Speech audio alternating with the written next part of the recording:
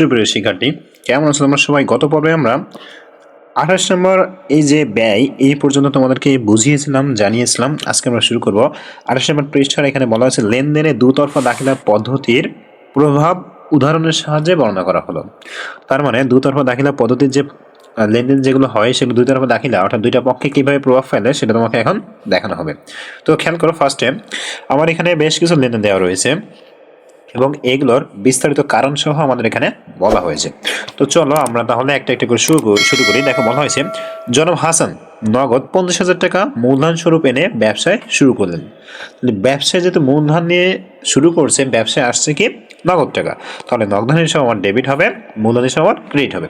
তো দেখো এখানে নগদ হিসাব ডেবিট, মূলধন হিসাব ক্রেডিট। কত টাকা? 50,000 টাকা। ঠিক আছে, এবার দেখো এখানে আমাদের যে মেইন যে জিনিসটা এখানে কিন্তু ব্যাখ্যা আকারে বিস্তারিত আকারে দেওয়া রয়েছে। আমাদের এত কিছু জানার দরকার নাই, আমাদের মেইন যে জিনিসটুকু সেটুকু জানলেই আমাদের হচ্ছে। দেখো বলা হয়েছে প্রতিষ্ঠানের নগদ অর্থ বৃদ্ধি পাইছে, অর্থাৎ যেটা সম্পদ বলি।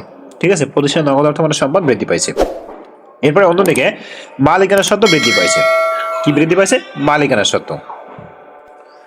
দেখো এরপরে আসি, দেখো বলা হয়েছে অফিসের জন্য আসবাবপত্র ক্রয় করা হলো। তা অফিসের জন্য যেহেতু আসবাবপত্র ক্রয় করা হয়েছে, আসবাবপত্র আমার একটা সম্পদ, তাহলে আসবাবপত্র হিসাব ডেবিট, নগদান হিসাব ক্রেডিট। দেখো এখানে আমরা তাই দেওয়া হয়েছে আসবাবপত্র হিসাব ডেবিট, নগদান হিসাব ক্রেডিট। এবার কথা হলো আসবাবপত্র কি আমার সম্পদ, তার মানে সম্পদ আমার বৃদ্ধি পেয়েছে। এই যেটা বললাম সম্পদ বৃদ্ধি পেয়েছে, এতটুকু। আসবাবপত্র ক্রয় করার ফলে সম্পদ বৃদ্ধি পেয়েছে, এত বিস্তারিত না লিখে যদি তোমরা লেখো সম্পদ বৃদ্ধি পেয়েছে। ঠিক আছে, এবং অন্যদিকে কি হয়েছে, নগদান হিসাব আমার কমে গেছে, অর্থাৎ সেটাও আমার সম্পদ হ্রাস পেয়েছে। তার মানে একদিকে আমরা বলতে পারি সম্পদ বৃদ্ধি পেয়েছে, আবার অন্যদিকে সম্পদ হ্রাস পেয়েছে। এক কথায় আমাদের উত্তর হয়ে গেল।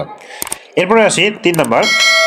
বলা হয়েছে কর্মচারীদের বেতন প্রদান 6,000 টাকা। তাহলে বেতন হিসাব ডেবিট, নগদান হিসাব ক্রেডিট। এখানে দেখো দিয়েছি বেতন হিসাব ডেবিট, নগদান হিসাব ক্রেডিট। এখন এখানে বুঝতে হবে বেতনটা কি। বেতনটা হলো খরচ, বেতনটা হলো কি খরচ। তাহলে খরচ আমার কি পাইছে? বৃদ্ধি পাইছে। আর নগদান হিসাব, নগদান হিসাবটা আমার কি সম্পদ, সম্পদ আমার কি হয়েছে? হ্রাস পাইছে। ঠিক আছে, এতটুকু। এরপরে আসি 4 নম্বর। পণ্য ক্রয় 20,000 টাকা। ক্রয় হিসাব ডেবিট, নগদান হিসাব ক্রেডিট। তাহলে দেখো দিয়েছি ক্রয় হিসাব ডেবিট, নগদান হিসাব ক্রেডিট। এখন ক্রয় করলে কি হয়? খরচ হয়। খরচ কি হয়েছে? বৃদ্ধি পাইছে। খরচ বা ব্যয় যেটাই বলো না কেন, খরচ বৃদ্ধি পাইছে। এবার আসি নগদান হিসাব। নগদান হিসাব কি? সম্পদ। সম্পদ কি আছে? হ্রাস পাইছে। ঠিক আছে, এবার আসি 5। বলা হচ্ছে ব্যাংকে জমা দেওয়া হলো 25,000 টাকা। তাহলে ব্যাংক হিসাব ডেবিট, নগদান হিসাব ক্রেডিট। ব্যাংক হিসাব ডেবিট, নগদান হিসাব ক্রেডিট। এবার আসি ব্যাংকে যখন আমরা অর্থ জমা দিচ্ছি তখন আমাদের সম্পদ, ব্যাংক ব্যালেন্স অর্থাৎ সম্পদ বৃদ্ধি পাচ্ছে। আমরা এখানে ব্যাংক ব্যালেন্স দেওয়া হয়েছে, তোমরা সম্পদও দিতে পারো, কোনো সমস্যা নেই। সম্পদ বৃদ্ধি পাচ্ছে। আবার অন্যদিকে নগদ অর্থ চলে যাচ্ছে, তার মানে আবার নগদ অর্থ অর্থাৎ সম্পদ হ্রাস পাইছে। ঠিক আছে, এরপরে আসি 6। বলা হচ্ছে পণ্য বিক্রয় করা হলো 18,000 টাকা। বিক্রয় করলে আমাদের আয় হয়, তাহলে নগদান হিসাব ডেবিট, বিক্রয় হিসাব ক্রেডিট। দেখো নগদান হিসাব ডেবিট, বিক্রয় হিসাব ক্রেডিট। কত টাকা? এখানে কিন্তু টাকার পরিমাণ আমি আর উল্লেখ করতেছি না, টাকাটা তোমরা একটু জাস্ট দেখে নিও। ঠিক আছে, এবার দেখো বিক্রয়, নগদ টাকা আসছে, নগদ টাকা আমার কি সম্পদ, সম্পদ আমার কি হয়েছে? বৃদ্ধি পাইছে। এবার আসি বিক্রয়। বিক্রয়, বিক্রয় হলো আমার কি? বিক্রয় হলো আমার আয়। বিক্রয় আমার কি? আয়। তো আয় আমাদের কি হয়েছে? বৃদ্ধি পাইছে। ঠিক আছে, আচ্ছা এরপরে আসি সাথে। দেখো বলা আছে বিজ্ঞাপন বাবদ চেক প্রদান করা হলো। ভালোভাবে বুঝতে হবে, আমরা এতক্ষণ নগদে হিসাব করছি, এবার আমাদের চেক দেওয়া হয়েছে। চেক মানে কি? ব্যাংকের সাথে সম্পর্কযুক্ত। তাহলে আমাদের এখানে বিজ্ঞাপন হিসাব ডেবিট হবে আর ব্যাংক হিসাব ক্রেডিট হবে, কারণ চেকের টাকাটা আমার অবশ্যই কিন্তু ব্যাংকের থেকে তুলে নেবে। ঠিক আছে, তাই দেখো দেওয়া হয়েছে বিজ্ঞাপন হিসাব বা বিজ্ঞাপন খরচ হিসাব ডেবিট, ব্যাংক হিসাব ক্রেডিট। এখন দেখো বিজ্ঞাপন আমার কি? ব্যয়। বিজ্ঞাপন আমার কি? ব্যয়। তাহলে ব্যয় বৃদ্ধি পাইছে। আর ব্যাংক হিসাব কি? আমার সম্পদ। সম্পদ আমাদের হ্রাস পাইছে। এরপর সে 8 নম্বর। বলা আছে কমিশন পাওয়া গেল। কমিশন হলো আমার এক ধরনের আয় বলতে পারি। তো কমিশন যেহেতু পাইছি, তার মানে কি? আমার নগদান হিসাব ডেবিট আর কমিশন আয় হিসাব আমার ক্রেডিট। তো দেখো নগদান হিসাব ডেবিট, কমিশন আয় হিসাব আমার ক্রেডিট। এবার আসি নগদ টাকা। নগদ টাকা হলো সম্পদ, তাহলে সম্পদ আমার কি হয়েছে? বৃদ্ধি পাইছে। আর কমিশন আয়, আয় হলো কি? আয় তো আমার, আয় তো আয়, তাই না? তো আয় আমার কি হয়েছে? বৃদ্ধি পাইছে। এবার আসে 9 নম্বরে। বলা হয়েছে ব্যাংকের নিকট হতে সুদ পাওয়া গেল 1200 টাকা। সুদ পাইছি, তো এটা যাবে না, একটু খেয়াল করি। এটা সুদ পাইছি, কি পাইছি? সুদ পাইছি। এখন কথা হলো আমি সুদটা কি নগদে পাই নাকি ব্যাংকে অ্যাকাউন্টে জমা হয়, এটা আগে তোমাকে বুঝতে হবে। তো সুদটা আমরা ব্যাংকের অ্যাকাউন্টে আমার কি হয়? জমা হয়। তার মানে আমরা নগদে কিন্তু পাই না। সুতরাং ব্যাংকের অ্যাকাউন্টে যদি জমা হয় তাহলে আমরা এখানে ব্যাংক হিসাবটাকে ডেবিট বলবো, আর ওই যে ব্যাংক সুদ ওটাকে আমরা ক্রেডিট বলবো। তাহলে দেখো আমরা এই যে ব্যাংক সুদ সরি ব্যাংক হিসাব ডেবিট,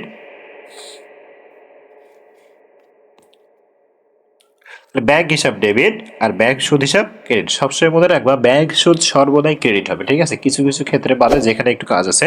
তো এখন মনে রাখো ব্যাংক সুদ হিসাব সাধারণভাবে ক্রেডিট। এবার ব্যাংক আবার কি সম্পদ, তাহলে ব্যাংক আমার সম্পদ কি হয়েছে বৃদ্ধি পাইছে। এবার আমরা দেখেছি ব্যাংক সুদ, এই ব্যাংক সুদ এটা কিন্তু আমার আয়, এটা আমার কি আয়, কারণ কি আমি ব্যাংকে একটা নির্দিষ্ট টাকা রাখছিলাম, সাপোজ আমি 10 টাকা রাখছিলাম, সেখান থেকে আমি 2 টাকা সুদ পাইছি, তাহলে এটা কিন্তু আমার আয়, তাই আমি বলেছি যে আয় আমার কি হয়েছে বৃদ্ধি পেয়েছে। এবার আসি 10 নম্বর, বলা হচ্ছে ধারে পণ্য বিক্রয় করা হলো 15,000 টাকা। ধারে যদি বিক্রয় করছি তাহলে প্রদেয় সরি প্রাপ্য হিসাব অথবা দেনাদার হিসাব আর বিক্রয় হিসাব। তাহলে দেখো এখানে দিয়েছি যে দেনাদার হিসাব ডেবিট, বিক্রয় হিসাব ক্রেডিট। এবার দেনাদার হিসাবও আমার সম্পদ, তার মানে সম্পদ আমার বৃদ্ধি পাইছে, কই সম্পদ আমার ডেবিট অর্থাৎ সম্পদ আমার বৃদ্ধি পাইছে, ঠিক আছে? আচ্ছা, এবার আসি বিক্রয়, বিক্রয় করলে আমার কি হয় আয় হয়, আয় আমার কি হয়েছে বৃদ্ধি পাইছে। এবার আসি 11 নম্বরে বলা হচ্ছে ভাড়া বাবদ চেক প্রদান করা হলো। সাপোজ মনে করো আমার এটা হলো একটা অফিস, এই অফিসে ভাড়া দিতে হবে, এখন আমি নগদ টাকা দিতে পারতেছি না, আমি একটা চেক দিয়ে দিলাম, কি দিলাম চেক। এখন তাহলে এটা কার সাথে সম্পর্কযুক্ত ব্যাংকের সাথে, তাহলে ভাড়া হিসাব ডেবিট, ব্যাংক হিসাব ক্রেডিট। তো দেখো ভাড়া হিসাব ডেবিট, ব্যাংক হিসাব ক্রেডিট। তাহলে ভাড়া আমার কি খরচ, তাহলে খরচ আমার কি হয়েছে বৃদ্ধি পাইছে, আর ব্যাংক হিসাব কি আমার সম্পদ, এটা আমার কি হয়েছে হ্রাস পাইছে। এরপরে আসি ব্যবসার প্রয়োজনে ব্যাংক হতে উত্তোলন, ভালোভাবে বুঝতে হবে আমার ব্যবসার জন্যই কিন্তু ব্যাংক থেকে উত্তোলন করছি। তাহলে ব্যাংক থেকে যদি উত্তোলন করি, আমি উত্তোলন করলে কি পাই আগে এটা আমাকে বুঝতে হবে। উত্তোলন করলে আমরা নগদ টাকা পাই, কি পাই নগদ টাকা। তাই আমি দেখো লিখেছি ব্যাংক হিসাবে সরি ব্যাংক হিসাব না নগদের হিসাব ডেবিট, আর কোন জায়গা থেকে টাকাটা তুলছি ব্যাংকের থেকে, তাই ব্যাংকের হিসাব ক্রেডিট। এখন দেখো নগদের হিসাব হলো আমার সম্পদ, তাই আমি সম্পদটা বৃদ্ধি করে দিয়েছি। দেখো ব্যবসায় প্রতি নগদ অর্থ সম্পদ বৃদ্ধি পেয়েছে, ব্যাংক হিসাবে আমার সম্পদ ওটা আমার হ্রাস পাইছে। তাহলে আশা করি বুঝতে পারছি এখানে কিন্তু বিস্তারিতভাবে দেওয়া রয়েছে, এটা এই হয়েছে ওটা ওই হয়েছে, এইভাবে এখানে বিস্তারিতভাবে দেওয়া রয়েছে। আমরা এত কিছু জানার দরকার নেই, আমাদের মেইন যে টপিকসটা সেটা জানলেই হচ্ছে, ঠিক আছে? তো আশা করি এই যে দুতরফা দাখিলার কিছু লেনদেন দেওয়া ছিল এখানে, সেটা দুতরফা দাখিলার উপর দুইটা পক্ষের উপর কিভাবে প্রভাব ফেলে সেটা তোমরা খুব সুন্দরভাবে বুঝতে পেরেছো। এবার আমরা এর পরে দেখো নিচে একটা শখ দেওয়া রয়েছে, খেয়াল করি একটা কাজ দেওয়া রয়েছে, বলছে মেসার্স জয়া অ্যান্ড কোং এর নিম্নোক্ত লেনদেন সমূহের ডেবিট ও ক্রেডিট পক্ষ কারণ সহ উল্লেখ করো। তারপরে আমরা এই যে উপরে যে কাজটা করলাম, এই যে এতক্ষণ যে জিনিসটা আমরা বুঝলাম এই জিনিসটাই করবো, কিন্তু আমরা এত বিস্তারিতভাবে লিখবো না। আমরা লিখবো কি সম্পদ বৃদ্ধি পাইছে, সম্পদ হ্রাস পাইছে, মালিকের স্বত্ব বৃদ্ধি পাইছে, মালিকের স্বত্ব হ্রাস পাইছে, জাস্ট এইভাবে কথার কথাভাবে আমরা জিনিসটা লিখে ফেলবো। তো চলো তাহলে আমরা এটাও ঠিক একইভাবে এরকম একটা শখ টানবো, ঠিক আছে? এরকম একটা শখ টেনে আমরা এটা পর্যায়ক্রমে দেখে নিই। তো সুপ্রিয় শিক্ষার্থী খেয়াল করো, আমাদের প্রথম যেটা রয়েছে বলা হয়েছে এখানে ক্রমিক নম্বর হিসেবে দেওয়া রয়েছে। তো আমরা দেখি প্রথমটা বলা হয়েছে মিসেস জয়া মুখার্জি ব্যবসায় আরো 20,000 টাকা বিনিয়োগ করলো, ভালোই বুঝো। বলা হয়েছে আরো 20,000 টাকা বিনিয়োগ করছে, তাহলে এটা জাবেদাটা একটু খেয়াল করে আমাদের নগদ হিসাব ডেবিট, আর অতিরিক্ত মূলধন হবে কি হবে অতিরিক্ত মূলধন। তো চলো আমরা এটা সরাসরি দেখে নিই। দেখো খেয়াল করো এখানে তারিখ অথবা ক্রমিক নাম্বার দিতে পারো তোমরা, ঠিক আছে? তারিখ অথবা কি দিতে পারো ক্রমিক নাম্বার দিতে পারো, ক্রমিক, ঠিক আছে? সংক্ষেপে দিলাম। এবার ক্রমিক নাম্বার আমরা 1 দিলাম, দিয়ে আমরা এখানে লিখবো কি নগদান হিসাব ডেবিট, নগদান হিসাব ডেবিট, আর হচ্ছে আমাদের সুপ্রিয় শিক্ষার্থী দেখো আমি এখানে ফার্স্টে দিয়েছি নগদান হিসাব ডেবিট, অতিরিক্ত মূলধন হিসাব ক্রেডিট, অতিরিক্ত মূলধন হিসাব ক্রেডিট, টাকাটাও আমি এখানে বসিয়ে দিয়েছি। এবার আসি এখান থেকে প্রভাবে আমি জাস্ট সংক্ষেপে যেটুকু লেখা দরকার আমি জাস্ট ততটুকুই লিখছি, এর বাইরে আমি আর কিছু লিখি নাই। যে আমার সম্পদ বৃদ্ধি পাইছে আর অন্যদিকে মূলধন বৃদ্ধি পাইছে। এবার আমরা সুন্দর করে একটা দাগ দিয়ে দিব, ঠিক আছে? আচ্ছা এবার আমরা এর পরে যেটা রয়েছে সেটাতে খেয়াল করব। তো এর পরে কোনটা রয়েছে তোমরা সবাই বই বের করো, বই বের করে দেখে নাও, আমি বলে দিচ্ছি। দেখো এর পরে বলা হয়েছে অফিসের জন্য একটি কম্পিউটার ক্রয় করা হলো, দাগ নাম্বার 2 বলা হয়েছে অফিসের জন্য একটি কম্পিউটার ক্রয় করা হলো। তাহলে আমরা এখানে লিখব যে কম্পিউটার হিসাব ডেবিট বা কম্পিউটার ক্রয় হিসাব ডেবিট, তাহলে লিখি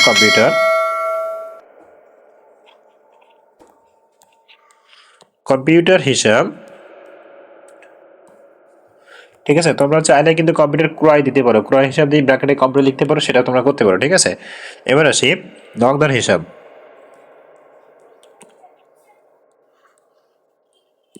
তাহলে কম্পিউটার হিসাব হচ্ছে আমার ডেবিট, তাহলে এখানে লিখবো কি ডেবিট, নগদান হিসাব হচ্ছে আমার ক্রেডিট, ক্রেডিট। ঠিক আছে, এবার আসি এর টাকাটা আমরা বসে, টাকাটা হচ্ছে 25,000 টাকা। কত টাকা? 25। তাহলে এখানে আমি বসালাম 25, এখানেও বসালাম 25। ঠিক আছে, এবার আসি আমাদের প্রথম আসি, যখন আমি কম্পিউটার ক্রয় করছি তখন আমার কি হয়েছে, কম্পিউটার কিন্তু একটা অফিস সরঞ্জাম বলি, আবার অফিস সরঞ্জাম কিন্তু আমার একটা যন্ত্রপাতি, অর্থাৎ সরি সম্পদ। তাহলে কম্পিউটার যদি আমার একটা অফিস সরঞ্জাম হয়, তাহলে আমরা এখানে কি বলতে পারি যে আমরা এখানে সম্পদ, তো সম্পদ আমার কিছু বৃদ্ধি পাইছে, আবার অন্যদিকে সম্পদ হ্রাস পাইছে। তাহলে আমরা উপরেই বরাবর লিখবো যে সম্পদ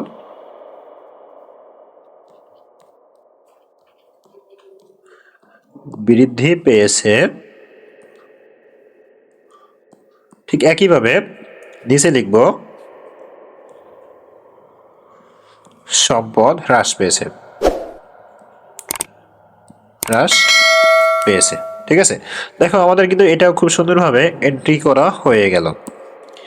এবার আমরা দেখবো এরপরে, দেখো দাগ নাম্বার 3, দাগ নাম্বার 3 কি বলা হয়েছে, দেখো 2 নাম্বার হয়ে গেল। এবার দাগ নাম্বার 3, এটা কি বলা হয়েছে, বলেছে অফিসের ভাড়া 3 মাসের অগ্রিম প্রদান করা হলো। ভালোভাবে বুঝি, এখানে আমি অফিসের ভাড়া অগ্রিম প্রদান করতেছি। ঠিক আছে, অফিসের ভাড়া কি করছি, অগ্রিম প্রদান করতেছি। তাহলে আমরা এখানে জাবেদাটা কি হবে দেখি। তাহলে দেখো আমরা 3 দাগের জাবেদাটা দেখি, খেয়াল করি। তো তার আগে তোমাদেরকে আমি বলতে চাই, দেখো আমাদের এর আগে যেটা করলাম যে কম্পিউটার হিসাব, তো এর পাশে তোমরা ছোট করে একটু অফিস সরঞ্জাম এই কথাটা লিখে দিবে। ঠিক আছে, বা অফিস সরঞ্জাম হিসাব ডেবিট তোমরা এটাও লিখতে পারো। ঠিক আছে, এবার দেখো আমরা অগ্রিম ভাড়া যখন প্রদান করছি তখন আমাদের অগ্রিম ভাড়া হিসাব ডেবিট, অগ্রিম ভাড়া হিসাব ডেবিট। এবার আসি, এখন অগ্রিম ভাড়া দিয়েছি, আমাদের অগ্রিম ভাড়া হিসাব ডেবিট। ঠিক আছে, এবার আমরা অগ্রিম ভাড়াটা তো দিয়েছি, সেটাকে নগদে দিয়েছি, তাহলে আমাদের এখানে নগদান হিসাব ক্রেডিট। ঠিক আছে, এবার কত টাকা দিয়েছিলাম খেয়াল করো, আমরা দিয়েছিলাম 18,000 টাকা। তাহলে আমরা 18,000 টাকা এখানে বসে দিলাম। এবার আসে আমরা তুলনা করবো, খেয়াল করি এই যে অগ্রিম ভাড়া, আমি অগ্রিম ভাড়া দিয়ে দিয়েছি, এটা আমার কি, ঠিক আছে, আর নগদান এটাও আমার কি, একটু খেয়াল করি। তোমাদের অগ্রিম ভাড়া হলো সম্পদ, আবার নগদান হিসেবে আমার সম্পদ, তো একদিকে আমার সম্পদ বৃদ্ধি পাইছে, অন্যদিকে সম্পদ আমার হ্রাস পাইছে। তাহলে এখানে জাস্ট এই উপরে যে সেম কথাটা আমরা লিখছি সম্পদ বৃদ্ধি, এখানে লিখবো সম্পদ বৃদ্ধি, আর এখানে লিখবো সম্পদ হ্রাস পেয়েছে। ঠিক আছে, একইভাবে সেম। তো এরপরে আমরা খেয়াল করি, এটা তো হয়ে গেল। এবার আমরা 4 নম্বরটা খেয়াল করবো, দেখো 4 নম্বর, দাগ নম্বর 4। তো দাগ নম্বর 4-এ কি দেওয়া রয়েছে একটু খেয়াল করি।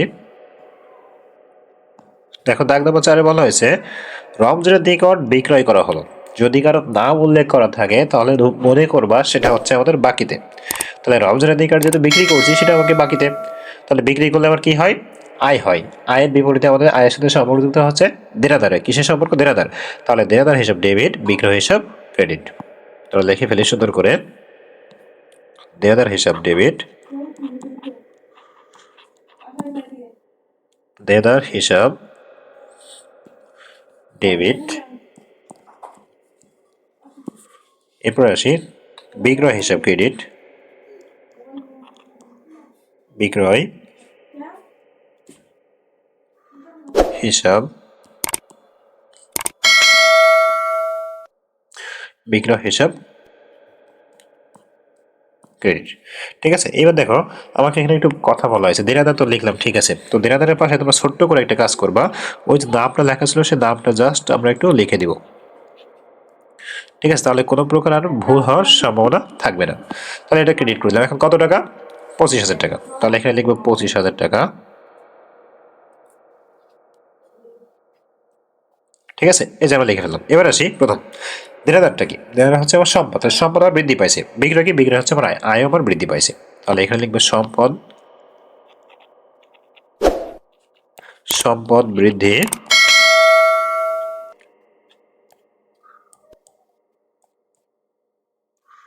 পেয়েছে, আর এ পাশে আয় বৃদ্ধি পাইছে।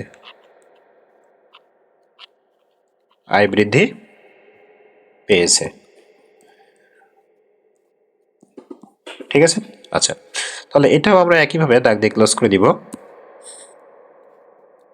এটা কিন্তু ক্লোজ করে দিলাম। এরপরে আসবো, এরপরে যেটা রয়েছে খেয়াল করি, আমাদের পরে কোনটা রয়েছে দেখো, বলা হচ্ছে ব্যাংক চার্জ ধার্য করলাম। একটু ভালোভাবে বোঝার চেষ্টা করো। মনে করো আমার ব্যাংকে 10,000 টাকা আছে। এই 10,000 টাকার উপরে আমার কিছু চার্জ ধার্য করছে। এখন তাহলে এটা জাবেদা কি হবে? তো খেয়াল করি, ব্যাংক চার্জ জাবেদার হলো একেবারে সহজ।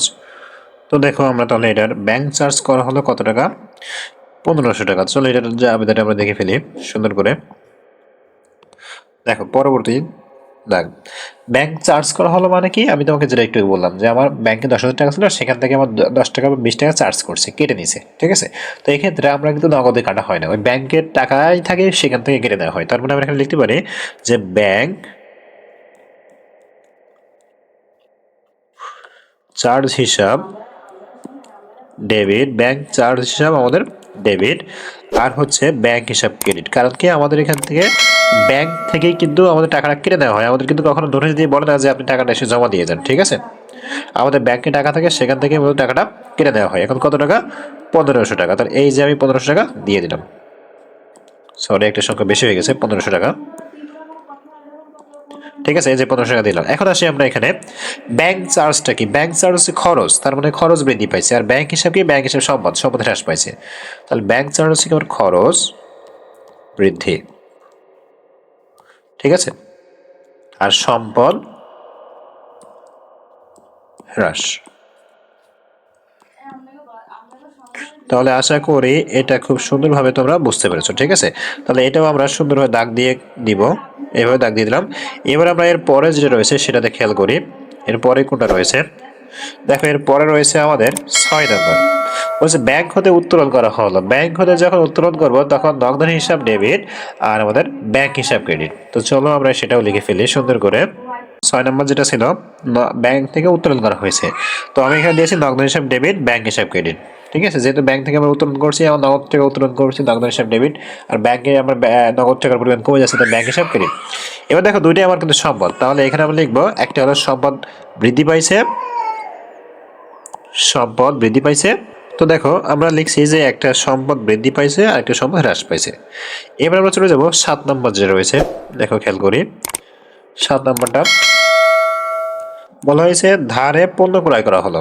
তাহলে ক্রয় হিসাব ডেবিট, পাওনাদার বা প্রদেয় হিসাব ক্রেডিট। তো লিখে ফেলি। তো এখানে লিখবো দাগ নম্বর 7।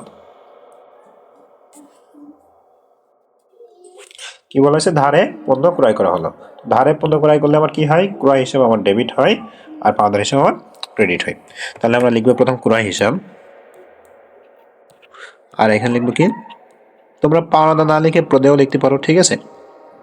তাহলে ক্রয় হিসাব হলো আমার ডেবিট, আর হচ্ছে কি পাওনাদার হিসাব। পাওনাদার হিসাব হচ্ছে আমার ক্রেডিট। ঠিক আছে। এবার আমরা টাকার পরিমাণ বসাই। টাকাটা হচ্ছে 15,000 টাকা। তাহলে এই যে 15,000 টাকা আমরা বসিয়ে দিলাম। এবার আসি প্রথমে, দেখো ক্রয় করলে আমার ব্যয় বৃদ্ধি পায় আর পাওনাদারের জন্য আমার দায় বৃদ্ধি পাবে। তাহলে এখানে দিব ব্যয় বৃদ্ধি, ব্যয় বৃদ্ধি, দায় বৃদ্ধি। এখানে পেয়েছে কথাটা উল্লেখ করে দিব। ঠিক আছে। ওকে। তাহলে কিন্তু আমাদের এটাও কিন্তু হয়ে গেল খুব সহজে। এবার আমরা এর পরটা চলে যাব, তার আগে দাগটা ক্লোজ করে দিই। আচ্ছা, এরপরে আছে আমাদের 8 নম্বর, 9 নম্বর আর 10 নম্বর। তার জন্য আমরা দাগটা এগুলো একটু বড় করে দিই। ঠিক আছে। তো এবার আমরা 8 নম্বর দেখব। 8 নম্বর আমাদের কি বলা হয়েছে খেয়াল করি।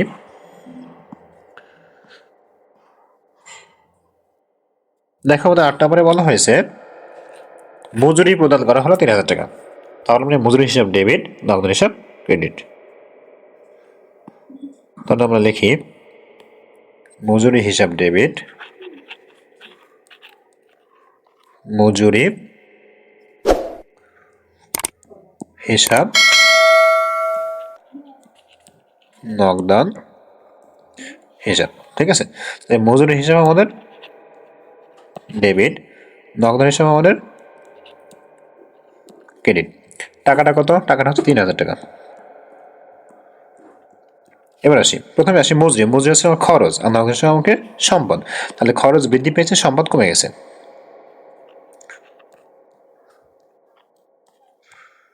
খরচ বৃদ্ধি পেয়েছে,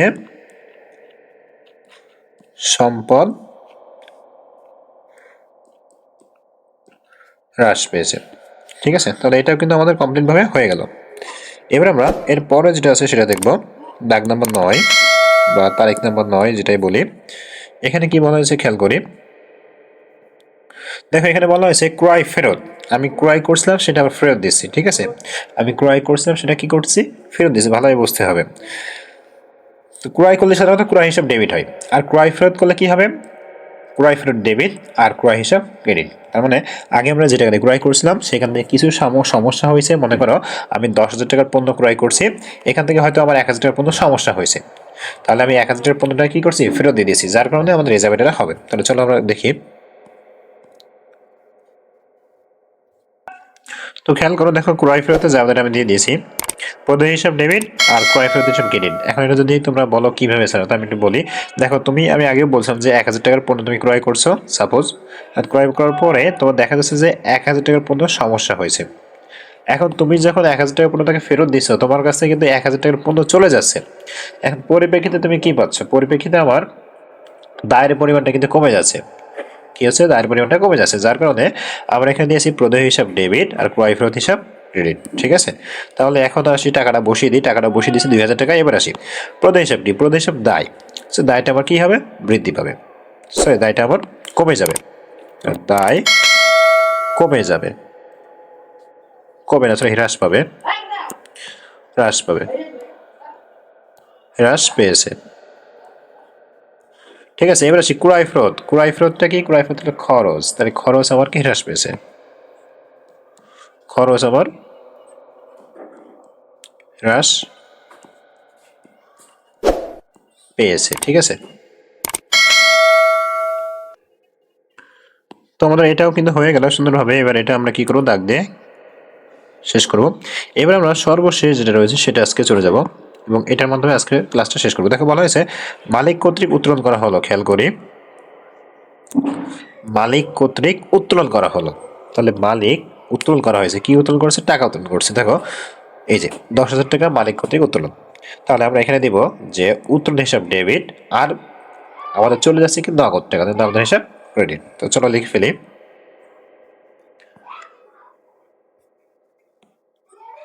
এখানে 10, এখানে লিখবো উত্তোলন হিসাব ডেবিট, উত্তোলন হিসাব, আর চলে যাচ্ছে কি? নগদ টাকা, নগদান হিসাব। উত্তোলন হিসাব ডেবিট, আর এটা হচ্ছে কি? ক্রেডিট। আচ্ছা, টাকাটা কত? টাকাটা আমরা একটু দেখে নিই। দেখো আমাদের টাকাটা হচ্ছে 10,000 টাকা। তাহলে টাকাটা আমরা বসিয়ে দিই 10,000, ঠিক আছে। এটা বসিয়ে দিলাম। এবার আসি আমরা এখানে, দেখো উত্তোলন করলে কি হয়? মালিকানা সত্ত্বের পরিমাণ কমে যায়, আর নগদ হিসাব আমার কি? সম্পদ, সম্পদ আমরা কমে যাচ্ছে। তার মানে আমরা দুইটাই দিব কি? একটা হলো মালিকানা সত্ত্ব,